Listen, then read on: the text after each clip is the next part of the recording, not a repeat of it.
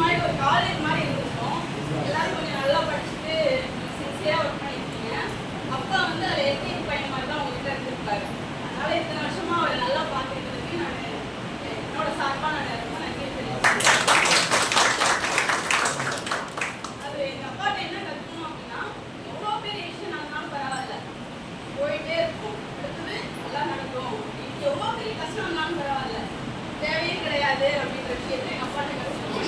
எங்க அப்பாட்ட என்ன கத்துக்கணும் அப்படின்னா, எவ்வளோ தொண்டு பண்ணாலும் சரி அந்த உறவு விட்டு கொடுக்கவே மாட்டாரு, விட்டு கொடுக்கவே மாட்டாங்க. எங்க அப்பா இருந்தாலும் சரி, எது பண்ணாலும் சரி விட்டு கொடுக்கவே மாட்டாங்க.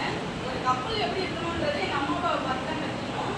எங்க அப்பா அடிக்கடி சொல்லுவார், வருவாரு, துணியெல்லாம் அப்படியே எடுத்து போட்டுவாரு. எங்க அம்மா திட்டுவாங்க, என்ன இங்கே போட்டு வச்சுங்க, அதை அங்கே போட்டு வச்சுங்க. எங்க அப்பா சொல்லுவாரு, மற்றவங்க எப்படி சொல்லுங்கன்னு தெரியல, அதை அப்படி அன்பா சொல்லிட்டு போ, எப்படி செஞ்சிடறேன் அப்படின்னு திரும்பி எடுத்து போய் வைப்பாரு. இதை நான் நிறைய வாட்ச் பண்ணியிருக்கேன். ஒரு நாளும் கோபம் பட்டதே கிடையாது.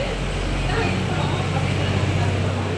இவ்வளோ சீக்கிரம் இருக்கேன் அப்படின்றது எங்களுக்கு ஒரு கனவு மாதிரி இருக்குது. இப்போதான் வேலைக்கு சொன்ன மாதிரி இருக்குது. எங்க அப்பா பார்த்தா ரிட்டையர்ட் ஆகிற மாதிரி தெரியல. நான் இன்னும் வந்து ஜாயின் பண்ண விட்ட மாதிரி எனக்கு தெரியும். நான் எல்லாருமா சேர்ந்து அப்பா ஆஃபீஸில் சேர்த்து விடுவாங்க மாதிரி தான் இருக்கு. ஆனால் ரிட்டையர்மெண்ட்னு சொல்றீங்க, ஏற்றுக்கலாம் ஆகணும், வயசாக இருக்கிறாச்சு இல்லையா? இதுக்கப்புறம் எங்கள் அப்பா எங்கள் கூட ஹாப்பியாக இருக்கணும், எங்கள் எல்லாரும் கூட நம்ம வந்து நிறைய டைம் ஸ்பெண்ட் பண்ணணும் அப்படின்னு நாங்கள் ஆசைப்படுறோம். இதே மாதிரி எங்கள் அப்பா அம்மா என்னோட ரிட்டையர்மெண்ட்டுக்கு வந்து எனக்கு இதே மாதிரி சிறப்பு செய்யணும் அப்படின்ட்டு நான் ஆண்டவனை வேண்டிக்கிறேன். அவங்க எல்லாருக்கும் நான் வந்து இந்த வார்த்தை கொடுத்ததுக்கு நன்றி தெரிவிச்சுக்கிறேன்.